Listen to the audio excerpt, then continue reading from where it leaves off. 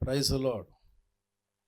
ఈ దినము కొరకు దేవుని వాగ్దానము, మీరు ఏడ్చి ప్రలాపింతురు గాని లోకము సంతోషించును, మీరు దుఃఖింతురు గాని మీ దుఃఖము సంతోషమగునని మీతో నిశ్చయముగా చెప్పుచున్నాను. యోహాను లేఖన భాగం ఈ దినమున మనతో మాట్లాడుతున్నటువంటి మాట, మీరు ఏడ్చి ప్రలాపించినప్పుడు లోకము సంతోషించును, మీరు దుఃఖింతురు గాని మీ దుఃఖము సంతోషమగునని నిశ్చయముగా మీతో చెప్పుచున్నాను. సో దేవుడు ఈ దినాన మనతో మాట్లాడుతున్న మాట, నిశ్చయముగా మీరు దుఃఖమున్నప్పటికీ సంతోషించుదురు అనగా మీ దుఃఖ దినములు సమాప్తమగును. ఆ కింద వచనములో కూడా రాయబడిన మాట ఏంటంటే, స్త్రీ ప్రసవించినప్పుడు మరింత వేదన పడుతూ ఉంటుంది. ఎప్పుడైతే ఆమె కనిన తరువాత ఆ యొక్క వేదన మరి జ్ఞాపకం చేసుకోదు, సంతోషిస్తూ ఉంటుంది పుట్టినటువంటి కుమారుని బట్టి అనేటటువంటి మాట ఆ కింద వచనములో చూస్తాం. ప్రియులారా,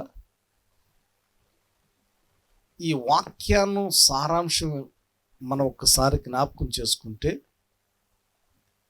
ఈ దుఃఖము ఏదైతే ఉందో, ఈ సమస్య ఏదైతే ఉందో, వేదన ఏదైతే ఉందో, శోధన ఏదైతే ఉందో, అది జీవితకాలం ఉండదు. రెండవ మాట, దానిని తప్పకుండా ఖచ్చితంగా దేవుడు తొలగిస్తాడు. దేవుడు నొక్కి చెప్తూ ఉన్నటువంటి మాట, నొక్కి ఒక్కాణిస్తూ ఉన్నటువంటి మాట, మీతో నిశ్చయముగా చెప్పుచున్నాను. Confidently you will get happiness. నీ దుఃఖము సంతోషమగును. యేసయ్యే చెప్తున్నటువంటి మాట, నీ దుఃఖము సంతోషమగును. All your tears that God is going to remove and he will put a smile on your face.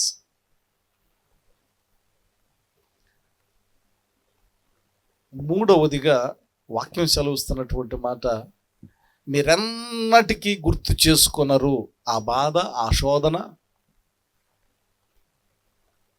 ఆ వేదన, ఆ ఇరుకు, ఆ సమస్య, ఆ రోగం, ఆ పరీక్ష సమయం.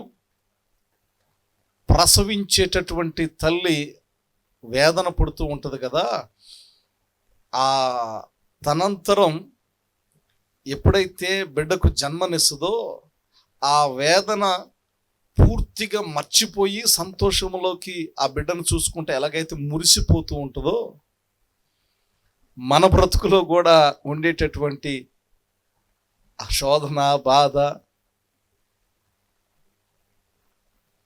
ఆ కృంగుదల, ఆ పరీక్ష, ఆ దుఃఖము ఎన్నటికీ మనము గుర్తు చేసుకోనంత సంతోషము దేవుడు మనకు అనుగ్రహించేటటువంటి వాడుగా ఉన్నాడు.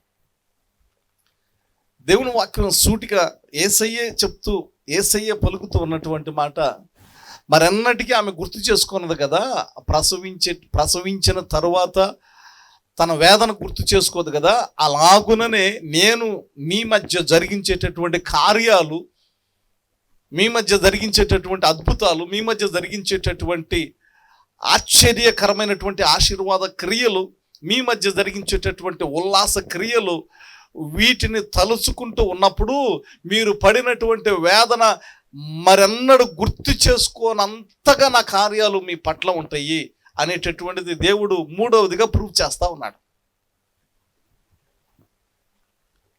కనుక మీరు దుఃఖించినప్పటికీ దుఃఖమును బట్టి చింతించాల్సినటువంటి అవసరత లేదు.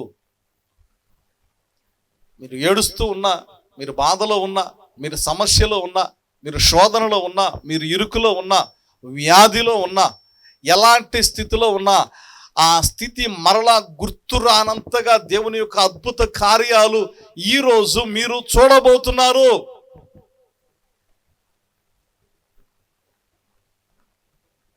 ఈ దిన వాగ్దానం, that's the covenant of God.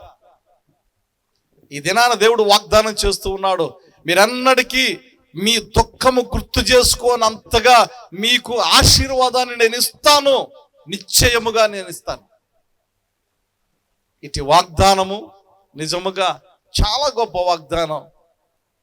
ఈ దినాన ఇటు వాగ్దానాన్ని బట్టి దేవుడు మనలను నూతన ధైర్యముతో నడిపించినట్లు ఆయన వాక్యము మనలో ఫలింపజేయబడును గాక. ఆమేన్. ప్రార్థన చేసుకుందాం. మహోన్నతుడు, ప్రేమ కనికరము కలిగిన మా తండ్రి, మీకు వందనాలు. మీ దుఃఖము సంతోషమగునని, మీరు దుఃఖించినప్పటికీ మీ ప్రక్కవారు సంతోషిస్తూ ఉంటారు, అయినప్పటికీ మీ దుఃఖము సంతోషమగును అని నిశ్చయముగా మీరు మాతో ఈ దినాన మాట్లాడినటువంటి ఈ వాక్కును బట్టి మీకు వందనాలు, స్తోత్రాలు చెల్లించుకుంటూ ఉన్నా. అంత మాత్రమే కాదు, మరి ఒక ఉపమాన రీతిగా ప్రసవ వేదన పడేటటువంటి తల్లి ప్రసవించిన తర్వాత తన వేదన గుర్తు చేసుకొనకుండా కుమారుణ్ణి చూసి మురిసిపోయి సంతోషించినట్లుగా, తన ప్రసవ వేదన గుర్తు చేసుకోనంతగా నా కార్యములు మీ ఎడల ఉంటవి అనేటటువంటి మాట కూడా మీరు రూఢిగా మాతో మాట్లాడినటువంటి వాక్కును బట్టి మీకు వందనాలు, కృతజ్ఞతాస్తుతులు చెల్లించుకుంటున్నా. Yes Lord, you are the faithful Lord for us. మా జీవితాలకు మీరు ఎంతైనా నమ్మదగినటువంటి దేవుడు తండ్రి. మహిమ నీకేనైనా, ఘనత మీకే తండ్రి. నీ వాక్కు దేవా నాకును మాకును ఆశీర్వాదకరంగా ఈ దినాన మీరు అనుగ్రహించినందుకు వందనాలు. మీరు నాయన దీన్ని స్థిరపరిచినందుకు మీకు స్తోత్రాలు. మీరు ఎలాగూ మమ్మల్ని నడిపించబోచున్నందుకు కృతజ్ఞతాస్తుతులు చెల్లించుకుంటూ యేసు నామం పేరట స్తుతించి ప్రార్థన చేయుచున్నాము తండ్రి. ఆమెన్. ఆమెన్.